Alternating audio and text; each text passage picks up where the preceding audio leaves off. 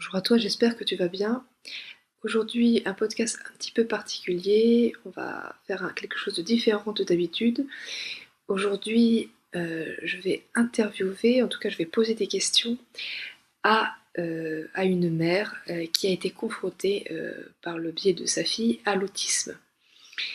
Et cette mère a un parcours intéressant et elle va nous en parler par rapport à l'amélioration de la santé de sa fille autiste par le biais d'une réforme alimentaire, d'une transition alimentaire. C'est-à-dire qu'elle a changé d'alimentation et l'état de santé, les comportements de sa fille ont considérablement euh, changé et se sont considérablement améliorés. Donc voilà, je vous laisse découvrir ça et n'hésitez pas à interagir en commentaire pour savoir ce que vous en avez pensé. On l'a eu, tard, vers ses 6 ans, 6 ans et demi, parce que, bon, bah, comme c'est souvent le cas en France, les choses se font vraiment tard et on laisse souvent attendre les parents alors que l'idéal, c'est de le savoir le plus tôt possible.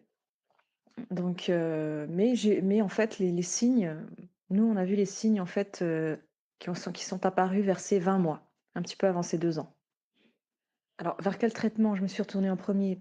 C'est assez compliqué puisque j'étais moi-même malade à l'époque, donc j'étais très préoccupée par mes propres soucis de santé, on va dire. Mais, c'est arrivé en fait, accidentellement. Je me suis rendu compte que, le régime que j'avais adopté pour me soigner moi-même, en fait, avait des résultats, très positifs sur, le comportement de ma fille. Donc voilà, j'ai dit donc c'était un traitement, par l'alimentation. Par la suite, en faisant des recherches, sur mon propre problème, je me suis rendu compte, que ça améliorait, le comportement des enfants autistes et c'est vraiment, c'était flagrant puisque quand, heu, quand on allait manger en fait, chez les beaux-parents ou les parents, papy, mamie donc, et qu'on revenait. Eh bien, c'est les comportements qui posaient problème, en fait, revenaient tout de suite après qu'elle ait mangé, de façon classique et donc le régime, il consistait en simplement, l'éviction de tous les produits laitiers et de toutes les céréales à gluten, ainsi que du sucre blanc et des huiles raffinées, voilà. En gros grosso modo, c'était, les points principaux du régime que je suivais. Alors ça a été évident donc que le changement d'alimentation, allait améliorer l'état de ma fille. Ça, c'était flagrant puisqu'on voyait, une grande différence de comportement sous régime et quand elle, rompait le régime, lorsqu'on était invité dans la belle famille et je à l'époque, j'allais me renseigner beaucoup sur un site, je ne sais pas s'il existe encore, mais c'était l'association, Fil d'Ariane et c'était une association donc de parents surtout et de thérapeutes, je pense, qui donnaient des informations sur le fait que l'autisme, et beaucoup de troubles de développement, en fait, pourraient avoir une cause, métabolique, mais pas métabolique, mais je ne sais plus, biologique, voilà, une piste biologique, pour l'autisme. Donc il parlait de régime d'éviction, mais pas seulement, des intoxications, aux métaux lourds. Voilà. Oui, dès le début, pour faciliter les choses, toute la famille a suivi, le même régime que moi et ma fille. Parce que c'était important pour qu'il n'y ait pas de rechute, que dans les placards, il n'y ait que des produits, que je puisse manger, que nous puissions manger. En fait, d'ailleurs, mon mari, il a été tellement, impressionné par, les résultats que, 6 mois après, il s'y est mis aussi, en fait. C'est-à-dire qu'au début, il «trichait» entre guillemets à l'extérieur de la maison, mais, à partir 6 mois après, en fait, le début de notre régime, il s'y est mis, voilà, là maintenant ça fait 10 ans. Alors bon, les résultats sur ma fille, alors déjà la première chose, qui a été, flagrante, c'est, la disparition des diarrhées. elle avait des diarrhées, parfois même en pleine nuit et aussi, elle criait très fort la nuit sans que ce soit, pour téter. Elle ne voulait pas du sein et elle hurlait pendant de longues heures. D'ailleurs, ça dérangeait, nos voisins et ils nous le faisaient, comprendre. Donc voilà, les cris, les réveils avec, des hurlements pendant la nuit, les diarrhées et aussi, ce qui s'est, arrêté, enfin arrêté non, ça s'est beaucoup espacé, c'était, les crises en fait, les crises de frustration.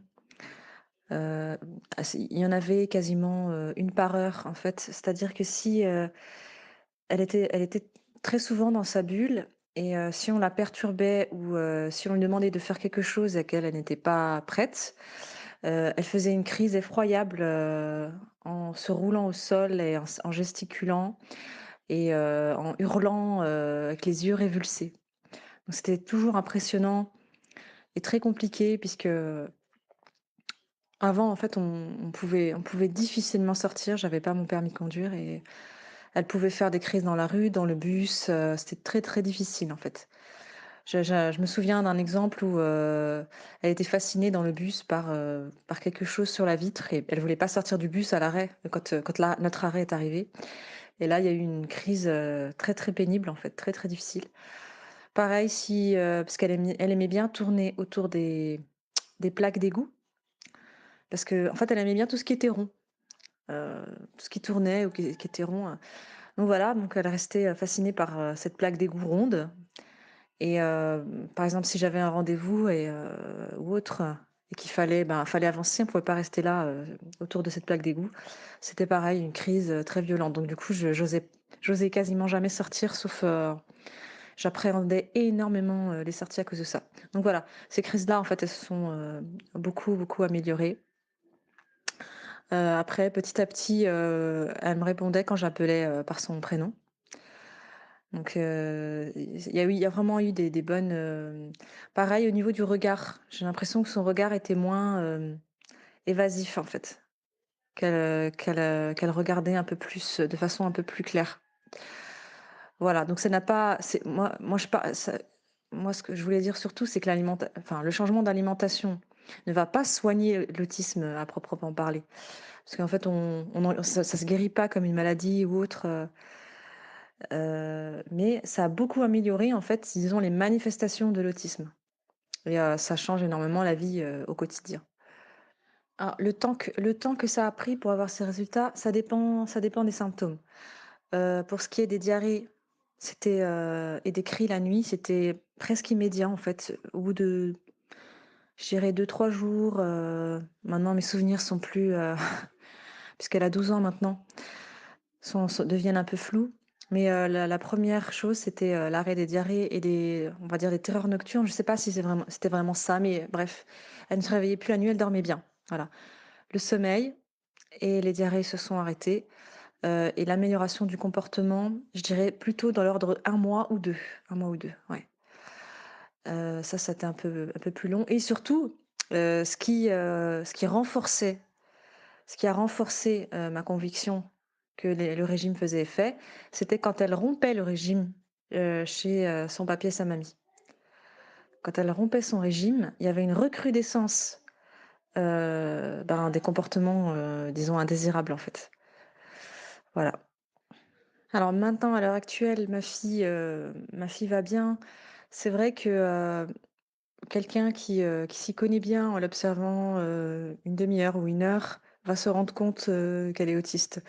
C'est-à-dire que ce qui lui reste comme chose visible, c'est qu'elle, elle rêve beaucoup et elle fait toujours parfois quand elle est, gênée par, trop de bruit, par exemple, dans une foule ou si elle s'ennuie ou voilà, si quelque chose la tracasse, elle fait encore, ce qu'on appelle les allers-retours. Elle fait des allers-retours et elle rêve, elle se referme dans sa bulle. Autrement, elle peut discuter, elle peut avoir une conversation tout à fait normale, un comportement, on va dire, des relations sociales, tout à fait normal. Voilà, mais elle a toujours besoin de ces petits moments où elle s'enferme dans sa bulle et elle fait des petits allers-retours. Mais sinon, elle se développe bien et il y a pas de souci. Par contre, il faut qu'elle continue son régime, ça c'est indispensable. Je voulais, ajouter aussi que, il y a pas que, l'alimentation qui a amélioré en fait les manifestations de l'autisme, c'était aussi, une thérapie, développementale. Une thérapie développementale, bon on a menée surtout en intensif sur 2 ans, entre 7 ans et oui, entre 7 ans et 9 ans, voilà. Entre ses 7 ans et ses 9 ans, elle a suivi, cette thérapie vraiment intensive développementale par le jeu. Il y a aussi ABA, il y a certaines